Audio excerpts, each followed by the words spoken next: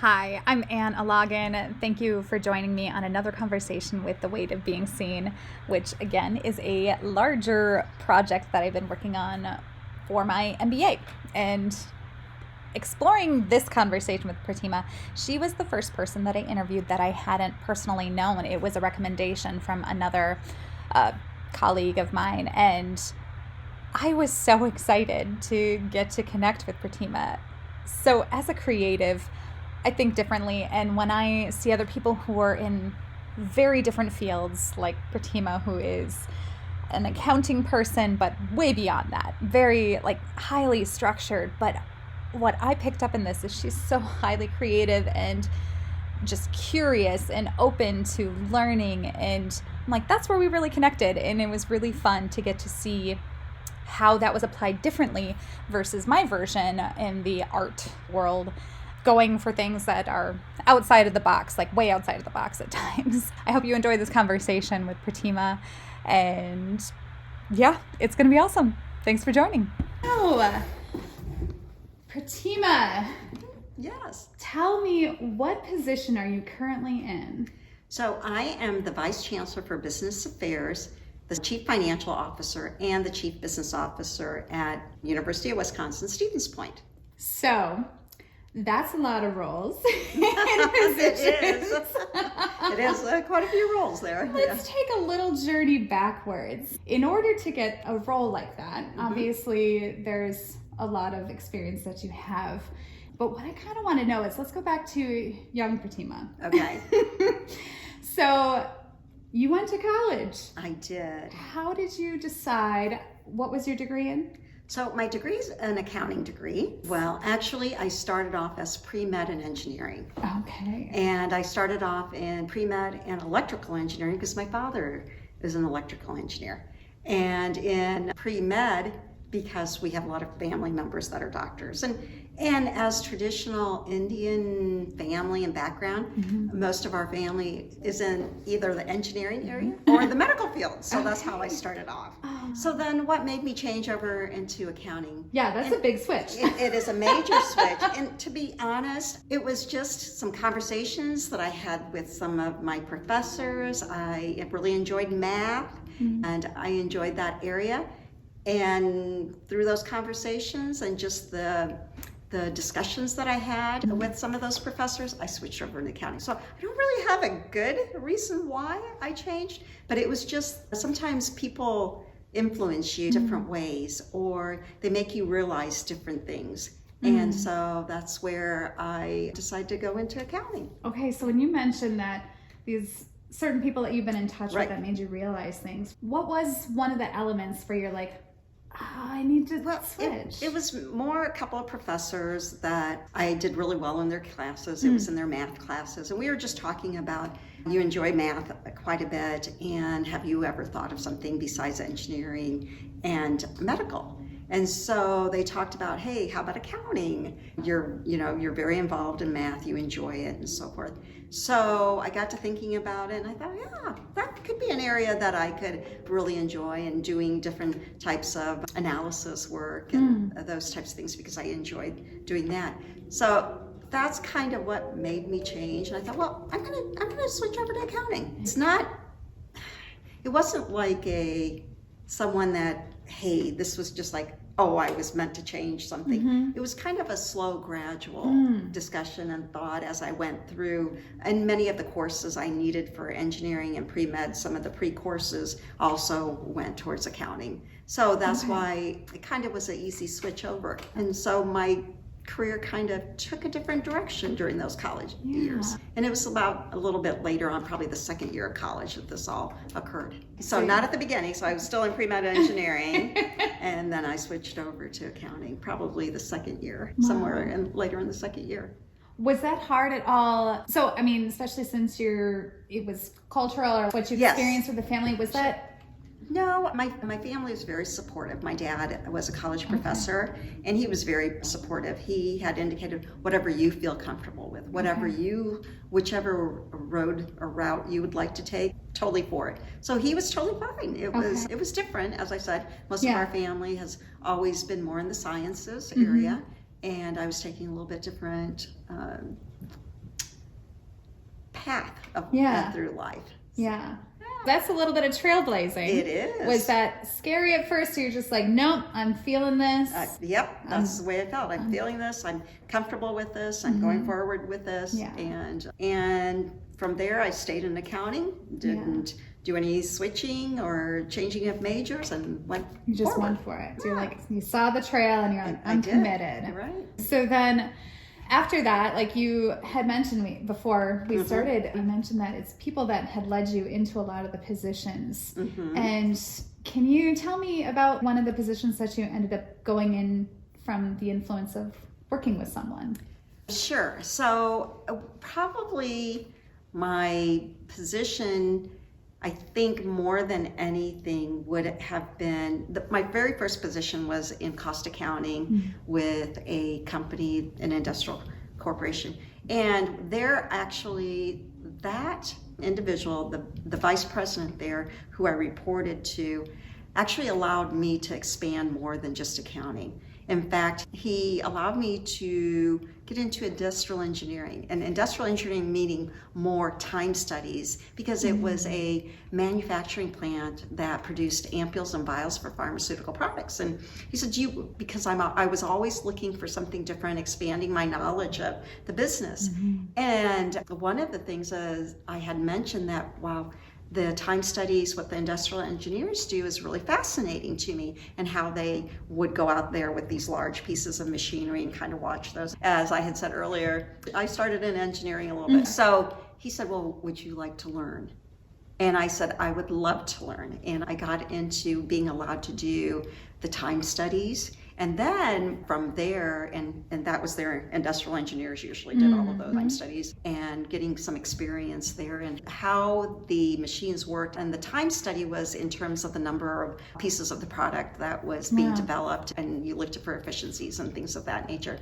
And with that, I also expressed interest in learning more of the IT, information technology. He was a great VP in that he allowed me to then work with the IT people, and I helped develop an inventory program in a programming language at that time. So I was lucky in that I had a very good leader that I could look up to that allowed me to expand my horizons than just simply accounting. Right. So that was one of my first areas, and from there I learned that wherever I was, I needed to show that I really was interested in learning different things. I didn't want to stay in a narrow area. So one of my other positions that was very fascinating, and I think was very, very important to me in personal growth, is I worked for a nonprofit that helped developmentally disabled individuals. Not only while I was their director of finance, I worked in the fundraising area and human resources, but I think more than anything, it was the clientele that we served. We served developmentally disabled individuals that made me realize so many things that I had never really been exposed to. Yeah. And some of the challenges that individuals with disabilities had to face, and what we could do to help, and where we could grow and expand on. So that was probably a life-changing experience that I would say, because I learned so much there. So what I hear is when you get into your role, you're getting hired for a specific role, but you've always taken that step of seeing what's beyond this. What's beyond a normal accounting role or financial role? Yeah. What else can I do? So as I said, it was very interesting, and just getting fundraising and human resource and just working on those areas. It was, and seeing how in one of the areas, as I talked about, when the place I was at was helping individuals with developmental disabilities, and how that case management worked, and what we could do to support not only a work center, but also we had home services, and how to help with everyday living. I was privileged enough and honored enough to be able to work in that side of the nonprofits area. I had experience in helping people that I'd never had really before. So that was really, it changes your outlook in so many different ways. Yeah. But you're able to find like a way that the skills that you'd learned, how they can impact on a greater level than just that traditional accounting. Yeah. You can really expand. And then, and my future roles, I had the same, I guess you would say, opportunities. And that's where a good leader comes into place, is where a leader can help you expand those opportunities, especially when they know that you're interested in learning more, and if you're willing to kind of expand your horizons. And when I was at my previous employment, it was Bradley University, I started off as chief accountant there, and I grew into the assistant controller, the controller, and eventually the CFO, the chief financial officer, and chief investment officer. And again, it was the leaders and the impact that they had to allow that expansion. And I think it taught me to be a leader in that way, to provide people that I had worked with, my colleagues or individuals in my division or department, to give them those different opportunities as well. And one of the things that, or whenever you saw someone that was ready or needed that assistance, you as a leader should be willing to do so in so many different ways. I had an individual that I happened to know socially that was in a situation in her family life that was not very good. And she was an individual that was a stay-at-home mom helping to raise her kids, and she found herself in a situation where she was divorced and she hadn't worked.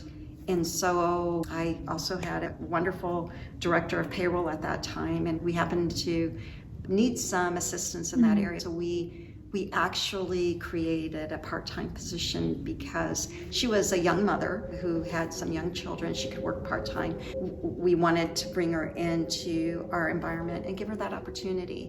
And from there, it was just a wonderful story. She stayed in our department. She worked with us. She expanded into a full-time position. But more importantly, she was able to show her children and herself that she was very capable of handling things on her own, and she put all 3 children through college. And so it was very heartwarming. And in fact, she was a wonderful person that happened to make some of the artwork that you had seen in the background there. She gave that to me when I left my previous position. So that artwork is very special to me because she handmade it, and it was from her heart. You mentioned that you created this part-time position, and so an element of being a chief that financial, was an example, like you knew of what was capable in the budget in order to help and provide. And those, whenever there's opportunities, we can work whichever way. And we've done that in different areas whenever there's opportunities to be able to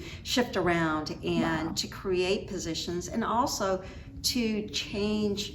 Maybe a person may have started on in one position, and you could see the ability and their abilities to expand and their willingness to want to do that. So what I've tried to do is always make changes and allow and expand and add additional opportunities if someone really would like to take advantage of that. And we've done reorganizations, and that's one of the best things ever that you can do as a leader, is when you may have a vacancy, and at the time many people are like, oh, we have this vacancy, now we can, but that gives you an opportunity to be creative in your organization. Maybe think about the abilities and the capabilities of individuals that you have, and where you can shift things and give them the opportunity to expand and grow. And I hope people that have been in my area or under my division have seen that I do try to provide that whenever possible, and if they're interested in doing that. And that's a form of professional development. You have the traditional professional development, the learning environment, but this is like and I guess I'm really passionate about this, so I apologize if I'm going overboard here. I love it. But I do, because I was afforded that opportunity. So I've learned from those leaders that I should afford that opportunity as much as possible to others, to kind of expand their horizons in terms of what they want to do, and help them develop so that they can take different positions. You do that, and then people do leave, and you're like, oh, they left. But that it was because you help them develop and grow. And that's what we as leaders need to do. And I firmly believe that we as leaders need to help our people grow and develop and prepare them for the next role if they so desire to do that. So a really good mentorship is knowing that mentee is maybe stepping away and okay with that. Yes, yeah, and moving on and doing what they want to do or, what's good for them. Next to the next layer. Mm-hmm. Wow. Next level, next layer, whatever they feel. That is appropriate. Now, you had spent time in Indiana and Virginia. Mm-hmm. Then we were in Illinois with Bradley University. Right. And you were there for how long? Over 20 years. Over 20 years. At Bradley University, yes. Wow. On top of that, you've transitioned, which is a huge deal and a treat to Stephen's point here. But before we talk about what you're doing here in that transition of how we got there, what was one of your favorite things at Bradley University that you're really proud of that you did? Well, I think more than anything, there's so many different things that I really love doing there and I'm really proud of. But one of the things is we did a lot of reorganization and bringing the division in to do and expand what was outside the traditional accounting area. We expanded it. We brought in, for instance, we worked with other campus areas to develop so many different processes, and it's very difficult to work with the different individuals and to work closely in doing so many different things and making changes that would benefit the entire institution. But I think what was really, really, I would say, fun and exciting is when you really not only build programs and those types of things, because one of the things that we did was we built some really great programs there and expanded those, and working with different individuals to help the university expand and grow. That was amazing. It was also the physical structure, and we had a lot of renovations, but we expanded out our programming, and we did a business engineering conversion of the building, and it was a major construction for the institution. So it was really exciting to have that. So that was fun. So getting to see, it's not just something in the books. You got to see something. That was actually, we had a physical structure to really build out. It was an amazing experience, and I was afforded those different opportunities in the capital planning area, so construction area. So it was great. So then after all of that wonderful time in Illinois, I'm sure you at one point thought maybe this is where you're going to retire. Absolutely. And then really tell me what happened next. Well, so it's a really interesting story. Actually, my husband is an alum from UWSP, and some retired faculty that knew him, that he had kept in touch with over the years, had kind of heard about this position. They knew my husband and his brother, and they said, well, your wife is in accounting, this position is opening up. And of course, I had no intention of leaving Bradley University. I'd been there for a long time and comfortable in that area. And so the search firm reached out, and I had said, no, I'm not interested, reached out. So I said, okay. They said, just please just come up and take a look at the campus, please interview. So I did, I did do that.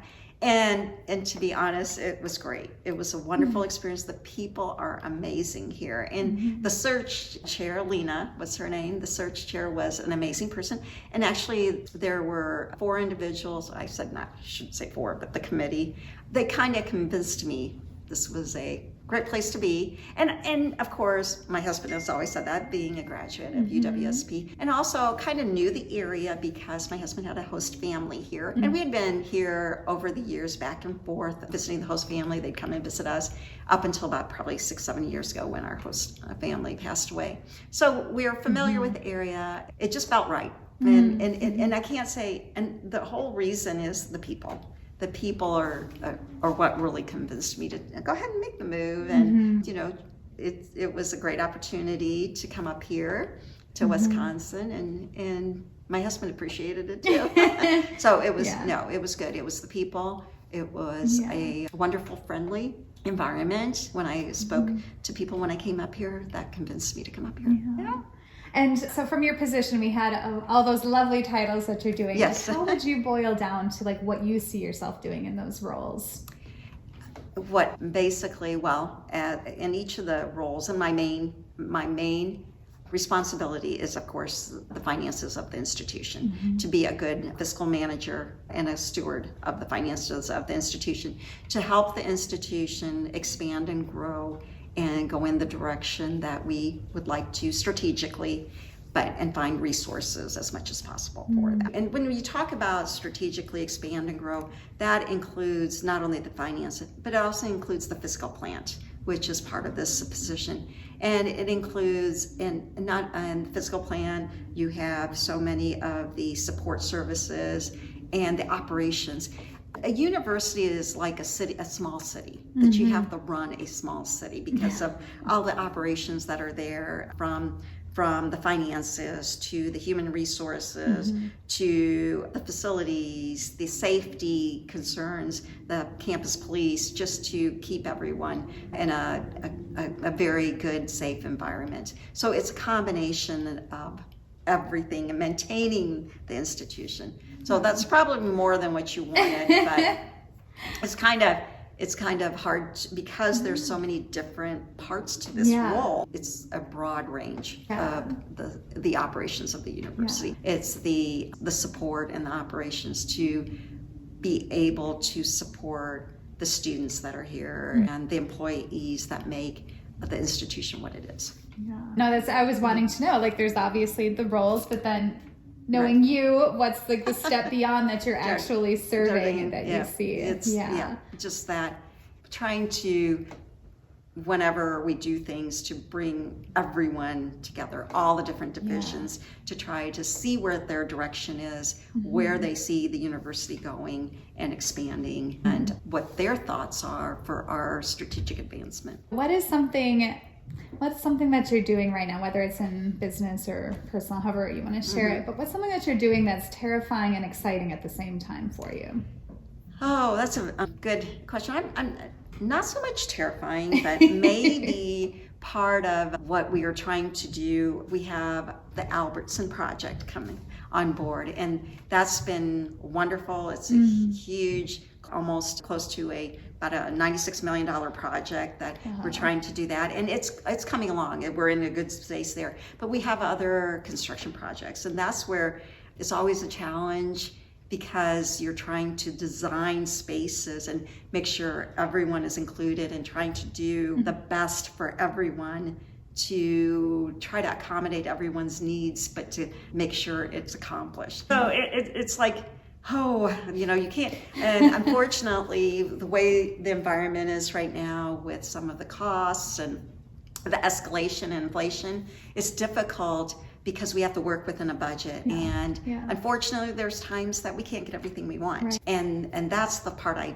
dislike. I would say, saying, we got to scale down, we've got to do this, let's think about different. But yet it's kind of exciting and challenging because it makes you think outside the box. What can we do with what we have? And how can we accomplish what our goals were for this area? And what can we still do to make sure it happens? I love that phrase. What can we do with what we have? What can we do with How what do we we have? maximize Right. it? And of course, you're always searching for more, and you're trying to think of additional resources, but are we utilizing whether it's funds or space or anything, the best way we possibly can, in the most efficient way we can. And that's a challenge sometimes, because you have to understand the needs and maybe the future direction, that the bigger picture. Yes, absolutely. And kind of take a look at that and try to look into the future, to develop something now, or to set in motion something that you would do now that could affect the future and allow for that expansion and growth. So one thing, that you're dealing with some major projects. How did you get to that level of being able to be confident, or that you're like, I can make a decision like that? Let's just say a lot of it depends on your team and the team and the people that you have. And that it's a great team, you trust that team, you make decisions, to provide some insights. And see, you always have individuals that have certain expertise. I don't have the engineering expertise. I don't have those certain expertises, but you rely upon those people and through experience. And the experiences, sure, I've made mistakes over the years, but you learn from those mistakes. And as you learn, you grow. Ultimately, is someone that has to make a decision. I have to make that decision, right? So it's just a way what the team has to say, the pros, the cons, the challenges, the potential as what you have. And you take a look at all of those aspects and then you try to make the best decision you possibly can based upon what you have been informed, what our team recommends, what they're thinking, and you try to keep an open mind. And that's one thing, keep an open mind. Don't go into something thinking it should be only one way. Keep an open mind, listen to all the aspects and see what is going to be the best path forward for the most good it can do for the institution and or in whatever you're doing, whether it's your department, division, institution, anyway. And how that comes about, as I said, it's with experience, and it's with experience and being thoughtful and trying to see that bigger picture. And also, over the years, you have to admit you're wrong in certain things. And if something is here and you're thinking, oh, well, this is the way I was thinking about doing this, but no, somebody brings up a really good point. And that's where I'm saying keeping open mind. Don't look at something from one direction and one direction only. Look at it from all angles. And I think